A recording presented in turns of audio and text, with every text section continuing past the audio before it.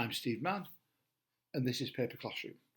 Welcome to our introductory tutorial for the history module. This tutorial is just to give you an idea of why paper exists. Humans have always had this insatiable desire to record information, and such recordings stretch right back to the times of the cavemen when they were drawing on the walls of the caves. And there are many famous cave paintings scattered throughout the world. Thousands of years later, the Egyptians developed a technique for producing a type of paper-like material that was called papyrus.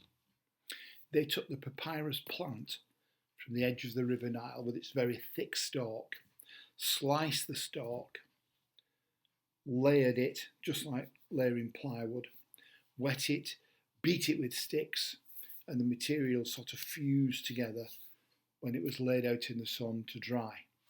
They then had a very thin but quite brittle material on which they could write and record information. While the Egyptians were doing that, the Chinese had an alternative. They used to record things on slivers or sticks of bamboo sewn together, as you can see in the picture here. But one of the problems with that is, quite heavy. The longer the document, the heavier it became. They also wrote on scrolls of silk, but this is good quality silk that they could have sold or that Marco Polo could have traded down the Silk Road. So the trouble with silk, very expensive. So you've got bamboo, which is very heavy, silk, which is very expensive. There was a guy that we'll learn a lot about later on called Ceylon. He had the idea there must be something better. And he was the one who came up with the idea of paper as we know it today. 105 AD, so that's a number to remember, 105 AD.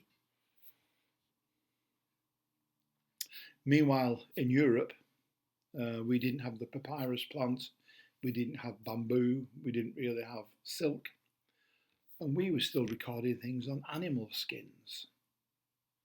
So we were, taking an animal, killing it, eat the meat to eat, and the skin, either we used it for clothing of one form or another, or it was cleaned up and used for writing and recording things. In fact, today in the UK, in the British Parliament, the first place that new laws are recorded is still on animal skin, or parchment, or vellum, or whatever you want to call it.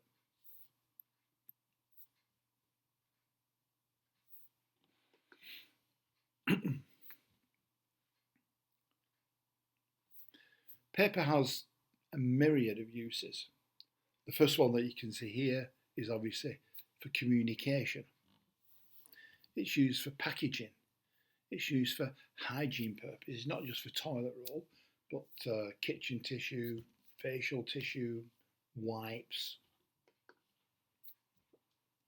And there are some extremely sophisticated uses of paper these days. It's an essential component of cigarettes. There are some very sophisticated packaging products that are made from paper these days. In fact, suitcases used to be made of very heavy, highly impregnated paper.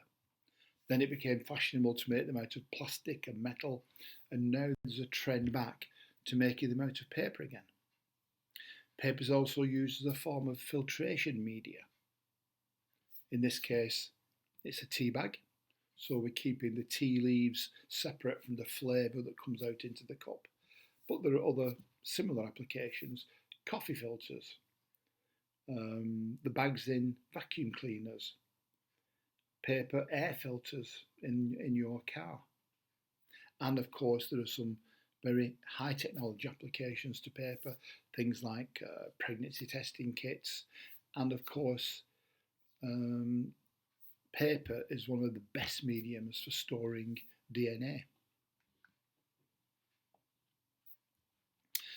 So as I close this, I'm going to leave you with a poem that's been discovered. It was discovered many, many years ago. No one knows who wrote it, but it's an often quoted poem.